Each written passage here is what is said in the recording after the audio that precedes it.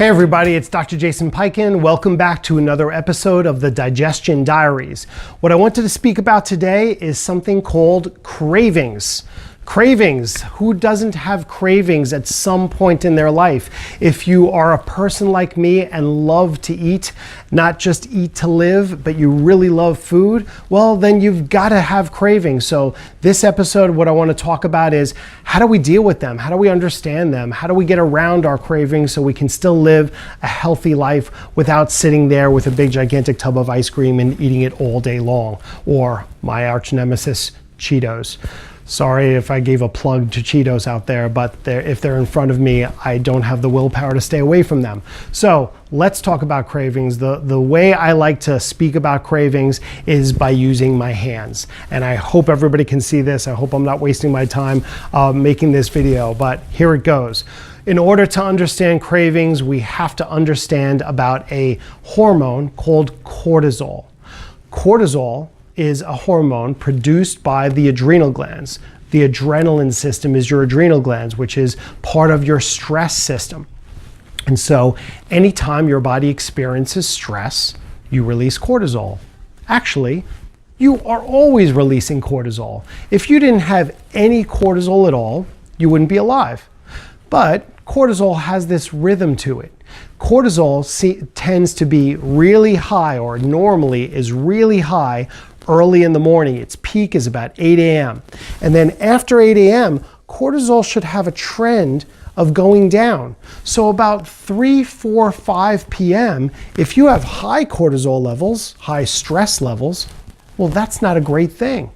Now, this system has been designed for hundreds of thousands of years based upon human evolution, is that we woke up early in the day to get our stuff done, to get our food, to tend to our flock of sheep.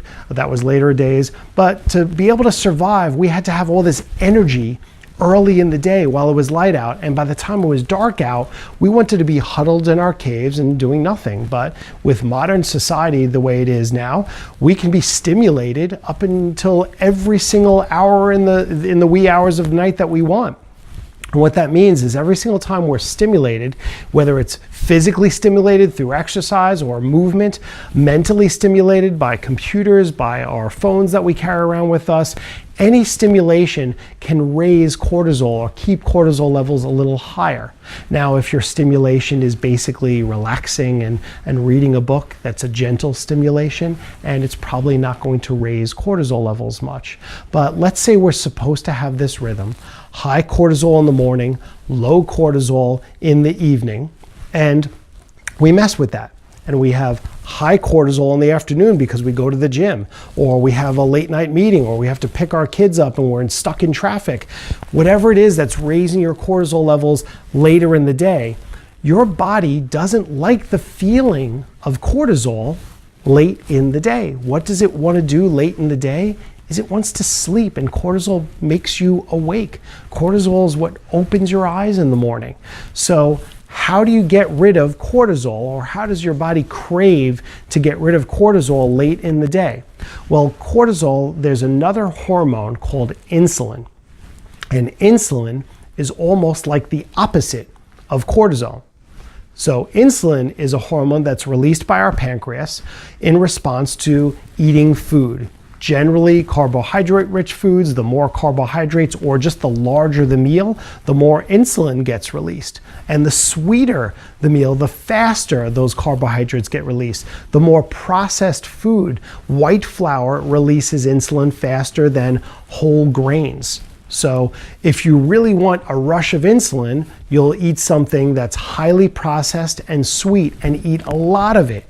And what that rush of insulin does is insulin will suppress cortisol. Great, our stress goes away.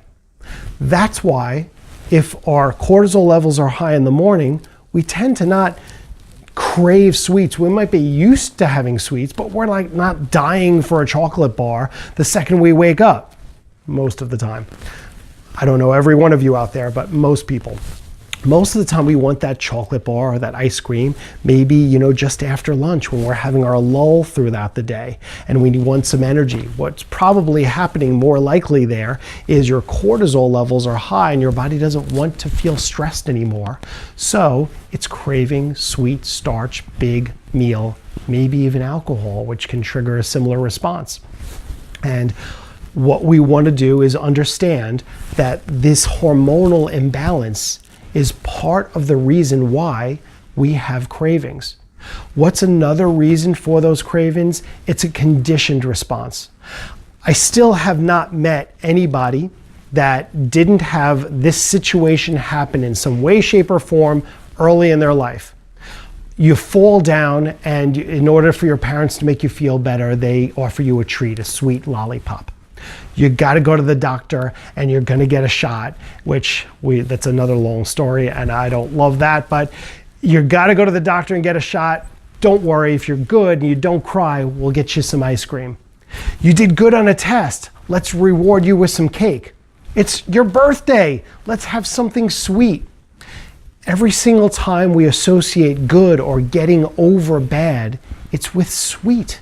It's with starchy, it's with a big gigantic meal. And that was okay hundreds of years ago when these occasions to celebrate were few and far between, when the birthday came up once a year and you only knew 5 people, so you didn't have that many birthdays to celebrate. Or, you did something extra special, not the labor of every day on the farm. And it warranted something extra special. But today, these sweet treats are partly called breakfast. I remember Trix, part of this nutritious breakfast. I don't know what part of a nutritious breakfast Trix plays a part in, but it's not of any part that a sane person really that understands nutrition belongs with. So this is why we've craved sweets, because we want to feel good emotionally, because we were conditioned at a very early age to feel good with sweets and starches and carbohydrates. And then we will also have to deal with these hormonal swings, which our body craves insulin. And the fastest way to get an insulin rush is by eating a large meal, a sugary meal, starchy meal. So I think I've said that enough times. So what do we do about it? First, recognizing it. Breathe. I just needed to do that. And now understand we can change that. If you're used to following this pattern in your life, throughout your life, for 15, 20, 30, 50, 70 years, whenever you encounter this situation, you do this. You eat the carbs, you have the cookie, you eat a big gigantic meal, you have alcohol. Well, then in order to do this, it's not easy. It's not that easy, but what I will tell you is the more times you're going down this path and you say, hey, wait a minute, I'm gonna do this instead, it empowers you and you feel better, you feel stronger, you become more resilient, and that's what I teach people to do. So every single time you do have that will or that rule that you created for yourself to get over that craving and pull back and do something different when you're stressed or hungry instead, well, then the more often you do this, the easier this becomes. See, this is a no-brainer because you've been doing it for so long, you don't even have to think. This takes thought, and that stresses people out. But what I will tell you is, if you're down this carbohydrate, insulin, cortisol path, those swings that you're getting hormonally and through your cravings will promote inflammation and more stress, skin issues, gut issues, headaches, hormonal imbalances, everything that you can think of that can contribute to.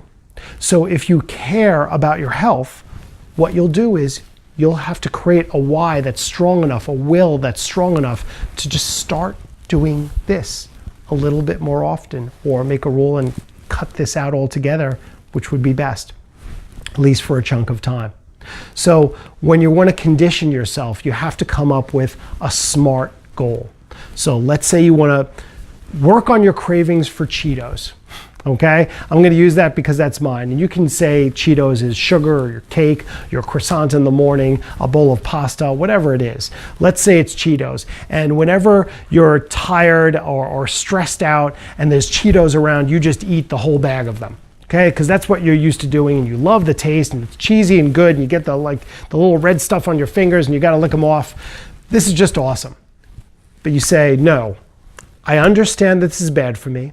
I understand this is conditioning from when I was young, and this is a sign of hormonal imbalance in my body that's not good. How do I start doing this? Is you create a SMART goal. SMART first stands for specific.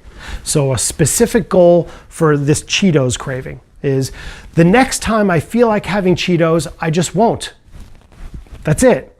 Specific. I will not have Cheetos for 30 days. Okay, I will not have Cheetos for a year. I will not have Cheetos forever. Now, I recommend against that. I recommend against saying I'm never going to do this ever again. I'm not going to do this forever. Because you know what? You can't measure that. That's part of the next thing that we're going to be talking about in SMART goals. Measurable. Is your goal measurable? So, specific, I will not eat Cheetos. I know whether I did that or not.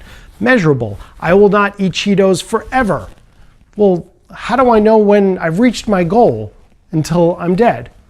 So what's smarter is to measure and say, I will not eat Cheetos for a certain amount of time. Now, I do realize that I just screwed up a little bit, and that's part of the T, but let me go through this because you'll get it. Measurable, that I can measure that I only want to stay away from Cheetos for 30 days. And I can measure whether I've stayed away from them or not. Did I eat one or not? And then let's go to A, okay, is achievable.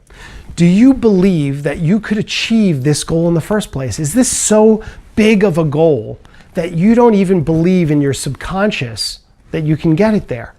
Now, if you say, I'm never going to have I'm on the ketogenic diet, let's say, and I'm never going to have more than 20 grams of carbohydrates for the rest of my life because I feel so good right now. Do you really believe that?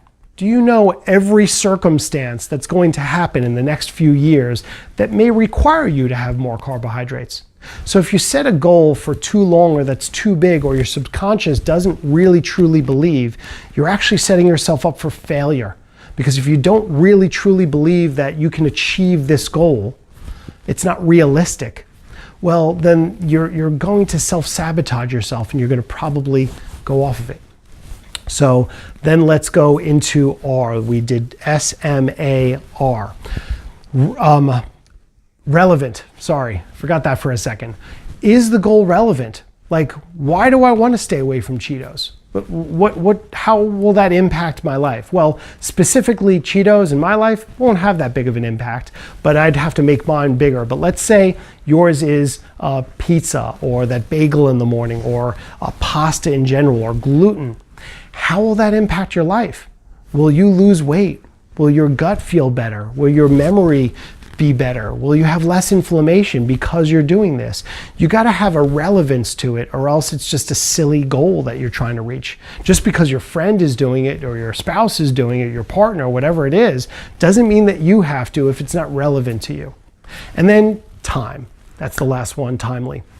So that's what I alluded to before under the measurable. They kind of fit together.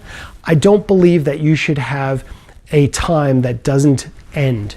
You should pick a start date and an end date. And then what you want to do with all your goals, so here I'll give you an example. I will not eat Cheetos for 30 days. I will start today, right now, and I will continue for the next 30 days.